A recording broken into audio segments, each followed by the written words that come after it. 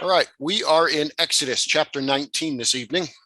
Exodus chapter 19. And again, it's going to be a lengthy reading. We're going to read all of the chapter 19.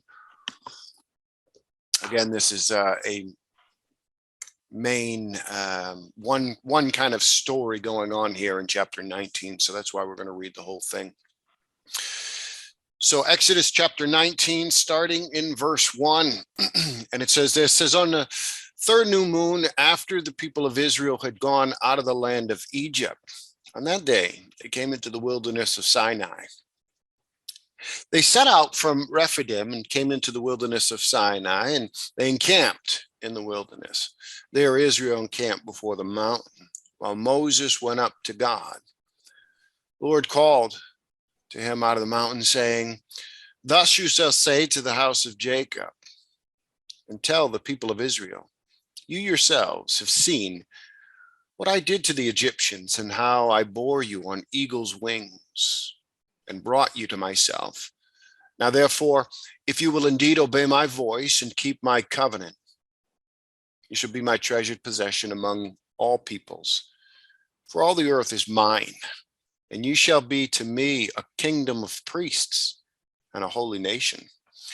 These are the words that you shall speak to the people of Israel. So Moses came and called the elders of the people and set before them all these words that the Lord had commanded him. All the people answered together and said, all that the Lord has spoken, we will do. And Moses reported the words of the people to the Lord. And the Lord said to Moses, behold, I am coming to you in a thick cloud, that the people may hear when I speak with you, and may also believe you forever. Moses told the words of the people to the Lord. The Lord said to Moses, go to the people and consecrate them today and tomorrow, and let them wash their garments and be ready for the third day. For on the third day, the Lord will come down on Mount Sinai in the sight of all the people. And you shall set limits for the people all around, saying, take care not to go up into the mountain or touch the edge of it. Whoever touches the mountain shall be put to death. No hand shall touch him, but he shall be stoned or shot. Whether beast or man, he shall not live. When the trumpet sounds a long blast, they shall come up to the mountain. So Moses went down from the mountain to the people and consecrated the people, and they washed their garments. He said to the people, be ready for the third day. Do not go near a woman. On the morning of the third day, there were thunders and lightnings and a thick cloud on the mountain and a very loud trumpet blast, so that all the people in the camp trembled. And Moses brought the people out of the camp to meet God, and they took their stand at the foot of the mountain. Now Mount Sinai was wrapped in smoke, because the Lord had descended on it in fire. The smoke of it went up like the smoke of a kiln, and the whole mountain trembled greatly. And as the sound of the trumpet grew louder and louder, Moses spoke, and God answered him in thunder. The Lord came down on Mount Sinai to the top of the mountain. And the Lord called Moses to the top of the mountain, and Moses went up, and the Lord said to Moses, go down and warn the people lest they break through to the Lord and to look, and many of them perish. Also, let the priests who come near to the Lord consecrate themselves, lest the Lord break out against them. Moses said to the Lord, the people cannot come up to Mount Sinai, for you yourself warned us, saying, set limits around the mountain and consecrate it. And the Lord said to him, go down and come up, bringing Aaron with you. But do not let the priests and the people break through to come up to the Lord, lest he break out against them. So Moses went down to the people and told them. All right, so what does it mean? What does it mean to respect authority? When we hear that phrase, people will say you need to respect authority. What do you think that means? Understand who's in charge. Okay. All right. That's important. Got to understand who's in charge. Is that all? Nowadays, Sorry, Tom, go ahead. nowadays, nowadays in times, isn't it pretty much to not argue or bicker or offer or complain about what the authority is asking you to do? Okay. So would you say maybe a submission to Yes, authority would be to respect?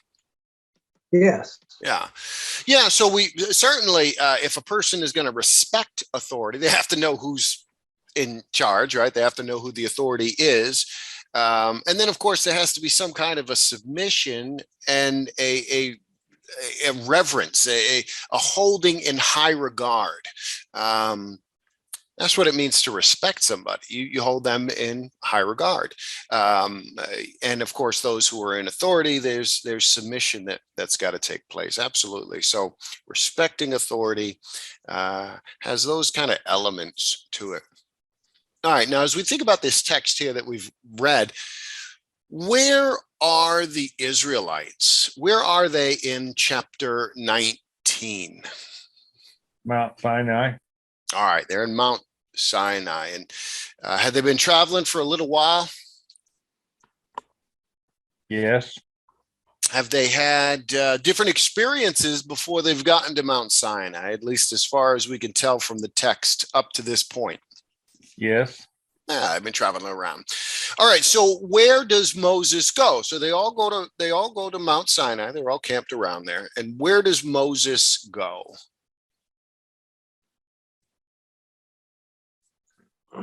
he goes up to the mountain to converse with God. Yeah, goes up to the mountain. The reason why? Well, he's gonna talk with God. Does he go up just all on his own? No, of course not. No, he doesn't make the decision, right? Listen, I'm going to come up and I'm going to talk to you. I'm going to come up and talk to you, God.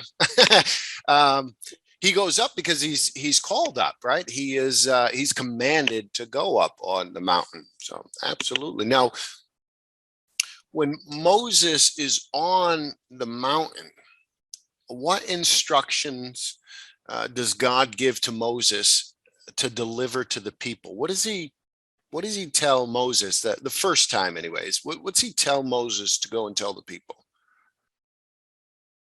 Wash your clothes and get ready to meet me. Okay, but that's not the first thing he tells them.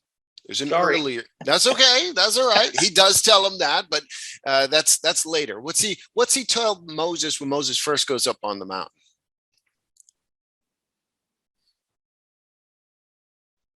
I mean, that's part of it.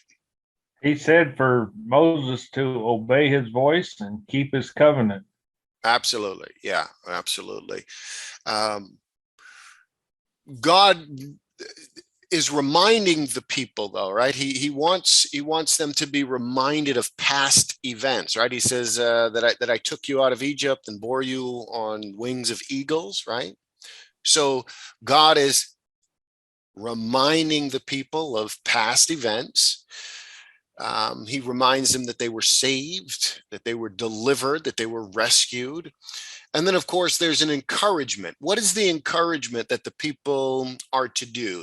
The encouragement is for all the people to be, starts with an F. I can't find it. It's faithful. That'll work. He's calling them to be faithful, right? Obey my voice, those kinds of things. So he's calling them to, encouraging them to be faithful. So there's a reminder of past events, how God has already blessed them and delivered them. There's an encouragement, remain faithful. And then, of course, there is a promise. There's a promise given, and the promise is that God is going to be with them.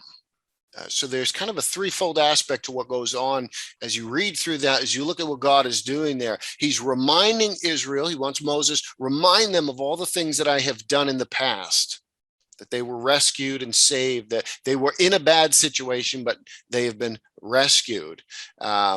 Encourage them to remain faithful. And then there is promises that he is going to be with them and he is going to bless them. Obviously, as they remain faithful, he's going to bless them and keep them. Now, why do you think God has Moses tell the people these three big things here, these kind of three separate kinds of talking points? Why do you think he does that? To remind them who they are. Absolutely. Why do they need to be reminded of, you said, Paul, you said who they are? Yes. Okay. So why do the people need to be reminded of who they are? That's Pretty obvious they forgot. okay. They had forgotten, right? People need to be reminded. They need to be reminded who they are. That's true. They also need to be reminded of where they came from, right? Part of that was a look back at, you were slaves. You were people who were under Egyptian rule and authority. Life was not good. I took you out. Remember those things. So it's very important to remember where you've come from and who you are. Now, why do you think well, it's kind of obvious, but why do you think he's calling them and encouraging them to remain faithful? I think this grumbling that they've been doing when times get hard is a lack of faith. Yeah. Oh, absolutely. I don't think any of us would argue that point with you, right? I mean, these people are grumbling, complaining, and even getting very hostile. You remember there's one point where it seems like they might even be attacking Moses. They're getting real hostile. So absolutely, there's a deep lack of faith. So they need to be encouraged to be faithful. They need to be encouraged to remain faithful and to grow in their faith. They haven't been very faithful up to this point, have they? No. Yeah, they've been wavering and really struggling to remain faithful, even though everything that God says here about the reminder of where they've come from and what he's done. I mean, God has been blessing them the whole way. Has God remained faithful to these people? Yes. Have they any reason whatsoever to doubt that God will not protect them and bless them and be with them? Is there any reason whatsoever? The only reason is because they're people and they're fickle. Okay. So there really is no reason, but they're fickle. They're, of course, they're people that come out of slavery. So there might be some of these kind of things that they have to work through, but ultimately God has given them absolutely no reason to doubt his faithfulness and that they can rely on him. But yet and still they struggle with that. And of course, they needed to understand blessings when they come, and as they come, they come from God, and God is the one being faithful. And if they continue to hold to him and obey his words, then he will continue to be the faithful provider and protector that he always has been up to this point. But it's a good reminder for these people who are fickle, as Paul says, and just stumbling through things, even though they have no reason to doubt God's gonna bless them. They still struggle. Now in verse 6, what does God say that he will do to the people, or he's going to do with the people? What does verse 6 tell us?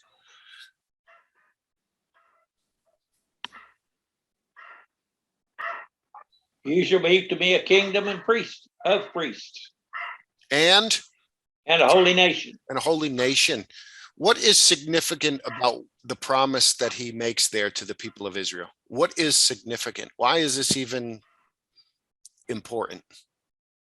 There's no need for an earthly king. There's no need for an earthly ruler he is going to assume leadership of this nation if they will follow him. Absolutely. So they need no earthly king. And then obviously with that, notice that he is going to make them a kingdom of priests and a holy nation. Remember, these people they're not a nation.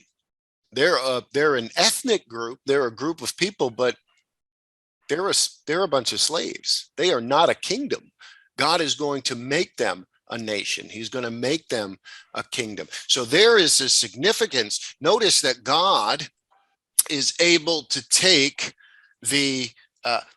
we could say the ancients would have looked at Israelites as the scum of the earth. They were slaves, they were beaten, they were downtrodden. Clearly they're fickle, they flow here and there. One minute they're praising God, the next minute they're rebelling against him, all that kind of stuff. But God can take what might be considered the scum of the earth or the lowest of the low, and he can create and make them into a people. Not just any people, though. He can make them into a holy nation. Not just a holy nation, he can make them into a kingdom of priests. Very important. And what do you think if you were one of these Israelite slaves who'd come out of Egypt and all that, and God made the promise that you were going to be, he was going to make you part of a kingdom of priests and that you were going to be part of a holy nation? What might you feel, or what might you be thinking as God mentioned those concepts to you? Remember, in the ancient world, coming from being a slave now to what God promises here. How would you feel? What do you think would be going through your mind? Yeah, right. Okay. All right. So maybe you'd be questioning like, that can't be. That could be. Definitely some of them may be thinking there's no way that's going to happen. What are some other thoughts that might be going on? Well, you're going to have more self-worth. You're going to feel like you're something to know that you're more than just the scum of the earth, more than just laborers. Yes. More than just slaves. Yeah, Perhaps, that's right. Go ahead. Perhaps honored. Mm. Yeah, the word esteem was mentioned, certainly raising one's esteem. Yeah, absolutely. If the people of Israel, at least some of them anyways, are seriously thinking about these promises, this is a big deal in the ancient world. Remember, the ancient world is all about kingdoms. It's all about powerful nations, those kinds of things. And again, Israel is not a nation at this point. In fact, they've never been a nation. They were a group of people, descended from Abraham through Noah and his sons and all that. But, it was a group of people. It might have been a big group of people, but then they end up in slavery in Egypt. Yeah, there's a lot of them, but they're not a kingdom. They're not a nation. And here they get these they're going to be privileged. Their esteem, their worth, absolutely. All those things should be running through their minds, and they should be really appreciative and worshiping of God and all of that. That he's taken them from the lowest of the low and is going to be raising them to above the highest of the highest. Because remember, God's in the midst of all this. You got to remember, God is making it clear that he is not a local deity. Right? They had local deities in the ancient world, the so-called God over the Canaanites and the gods of the Philistines, and and you'd have local deities or whatever. God makes it clear in this text, doesn't he, that the whole earth is his. See, he is the Lord of lords, the King of kings. He is the ruler of the whole creation. So when he makes this people a kingdom of priests under him, a holy nation, what does that mean in relation to the rest of these earthly kingdoms?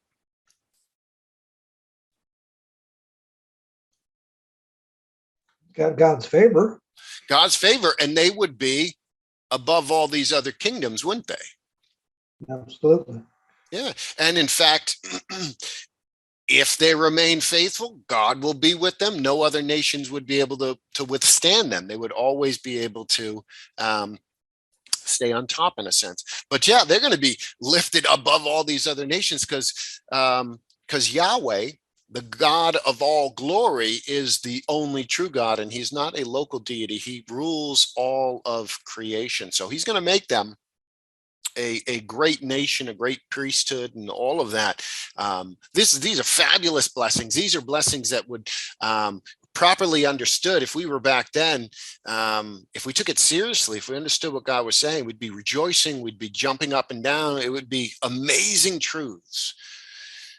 It seems like up to this point, God had spoken, like to Abraham and Isaac, to Moses. It seems like now it's like God speaking to everybody. It's like, I'm going to make something of you, all of them. Yeah, right. Yeah, he's Sort of. definitely going to do that. Going to make something of all of them, right?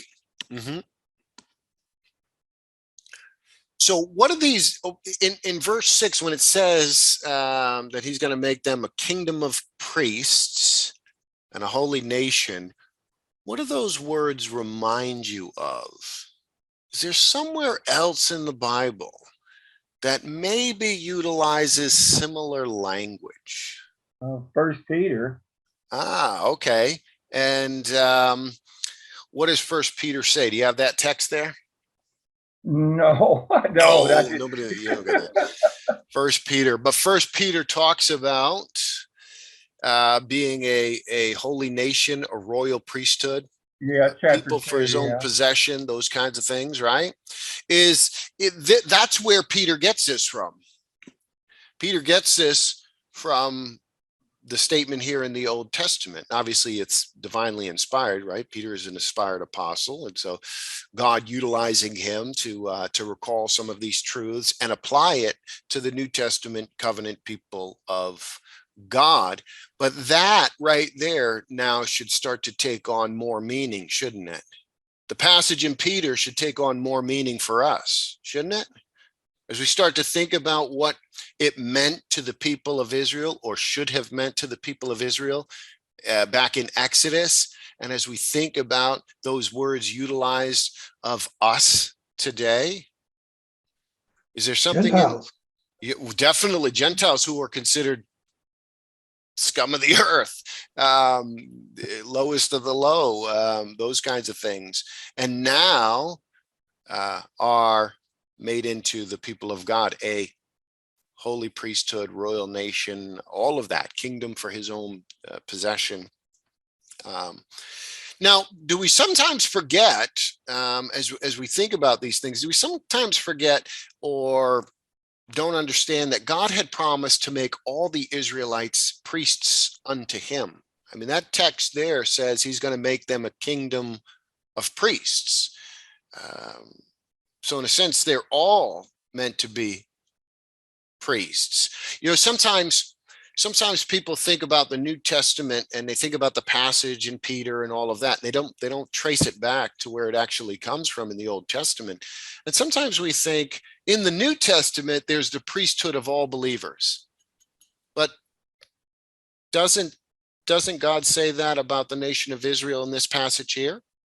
That he's going to make them, in at least in some sense, they're all going to be a priest unto him?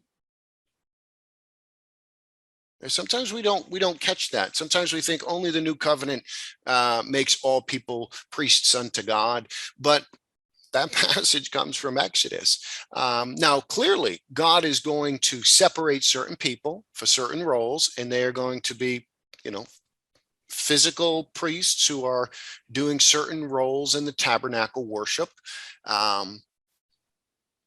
He doesn't intend the whole community to do the priestly roles, those functions, but the whole community is meant to be viewed as priests, at least in some sense, according to what he's saying here. And I think he's always intended the priesthood of all believers. So with that being the case, what does it mean for all the people to be priests? If all the people are in that sense labeled that, what is it? What do you think that means? Only the priest could approach the holiness of God. Okay. And Okay. that's important for us now as our prayers are heard. Sure. Yeah, that's true. Absolutely. Now But again, not back then they couldn't. well, back then they went to the priests, the physical priests, but the concept that the people are, because Israel has said God is going to make them into a kingdom of priests. That promise is for all of them. Yes, there's people designated to physically do the role of a priest in the tabernacle and all that, but there is a sense in which the people of Israel, and then of course us today, right? There's parallel to us today, but back then they were all meant to kind of view themselves, everyone meant to view themselves, at least in some sense, as priests unto God. I know they didn't all do the roles of the priest and all of that kind of thing. That's true. Just like we don't all do the same roles today. But what they should have been grasping in their mind, if they were all considered priests in some sense, right, in some general sense, then all that they do is meant to be holy. That every aspect of a person's life is holy. It's a part of worship. It's a part of, so the person who is plowing the field, the woman who's taking care of the children at the home. And again, this applies to us today because the same language is used of us today. So the idea is that a person's life was meant to be consecrated. We talk about consecration here in this passage, but it's meant to be holy, meant to be devoted unto the Lord. And that everything that a person did was, in a sense, a part of their worship service, a part of their faithfully living out what it means to be a priest, that everything that they did was to be holy unto the Lord. And I think that's true, certainly true for us today.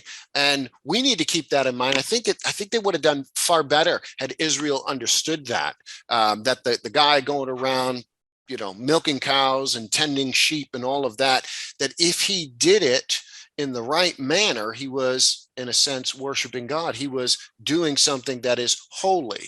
Now, of course, that takes nothing away from the actual rules of going to the tabernacle and all of that kind of stuff. But do you understand what I'm getting at here? That these people were meant to view themselves in some sense as living holy lives, which is that aspect of priesthood, and that the things that they did were meant to be considered holy unto the Lord. Does that make sense?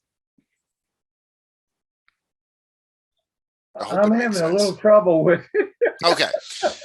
The reason I'm knee deep right now in Leviticus. Yeah, right. The book of Leviticus, reading through the Bible. Yes. And I've just never thought of the Israelites having anything but the high priest and the people who worked at the tabernacle. And I was trying to think who would have acted like that other than Joshua. I mean, I can't understand how the people could have conceived of that. Yeah. Yeah, back then. We can now, but I don't know how they would have been. Yeah, I think they were, I don't know how they would have understood it, but I think the point that God is trying to get at is these people as a whole are supposed to be living lives of worship. I think that's what it means to be a kingdom of priests. And again, that doesn't take anything away from the rules, the regulations, the Levitical priesthood. All of that stuff is still there. And, not just anybody could get up and serve in the tabernacle or anything like that. But I think what they were meant to get out of that, because what we're meant to get out of that in the New Testament is really the same kind of thing. And that is that everything that we do is holy to the Lord. Everything we do is meant to be an act of worship to the Lord. We don't always act that way, but it's meant to be that way. And sometimes it gets muddy because either A, we skip over this passage and we don't really think through what God is saying to the people of Israel, or it gets muddied, like you say, because we go through Leviticus and we get bogged down in certain people are to do certain roles and and we only think of those as priests in a very strict sense. Here, James, yeah, go ahead. well, the thought just came to me that if they followed the law as they should, they would be living a holy Yeah, life for him. And by doing, just thinking of examples of if you're not handling dead animals, right. if you're not a culture that is condoning rape or murder or all kinds of things, you are doing what the Lord's asking you to do. You are being Absolutely. holy for him. So you are setting an example to other nations. So it's kind of like being a Christian today. Yeah, I think absolutely. You're right. Very good points. Time's getting short. I know. I'm long-winded. I hate it. That's all right.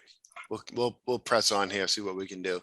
That comment from Tim helped me. Thank you. Good. Hey, sometimes you got to hear it from someone else. They can say it better. So that's part of what it means to be part of the body. Thank you, Tim. You've clarified my stumbling words. So that's good. What are the people to do in preparation to meet with God? And that's been mentioned earlier, but what are they meant to do? Wash their clothes. Get They cleaned are up. to wash their clothes. That's true. They are to be consecrated or sanctified, right? And they're to wait to what day? How many days do they wait? Third day. Yeah, on the third 3 day, days. right? There's going to be there's a couple days of cleansing and all that, but the total is that it's going to be on the third day. Those things should ring bells for you. They should start to draw your attention to the New Testament and to what we have in Jesus. And there's some similar language that's used in the New Testament as well. And obviously, third day, sometimes it just means the third day, but sometimes there's a little bit of typology that's going on there. So God is going to visit them on the third day. They're going to sanctify themselves. Their clothes are going to be washed, which is all symbolic, right? It's not the filth of their clothes. It's symbolic of pure hearts. It's symbolic of faithfulness and those kinds of things is why they would wash their clothes. There's symbolism there. So when God came down on the mountain, was anybody supposed to set foot on that mountain other than Moses and then eventually Aaron? No. No. Why? Because God said no. All right. That would be enough. But what's going on with that? Why does God say, no, don't go on the mountain?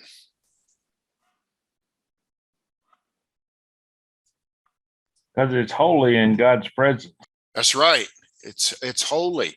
God is holy. And there's a purity and all of that. So absolutely. So God is holy. The mountain is now a holy place. And so it cannot be defiled. If people are going to defile the holiness, they're going to pay for it with their life. You remember when David was bringing the Ark of the Covenant back to Jerusalem, and they brought it back on a cart, and the cart kind of tipped a little, and the Ark was about to fall, and somebody put their hand to help the Ark. What happened to that person? Anybody remember? He died. Yeah, he died. Yeah, he touched the holy Ark. Yeah, similar thing going on here. So what does this event in Israel's history demonstrate? What is it trying to present to the people? What are they meant to get out of kind of all of this that we're looking at here?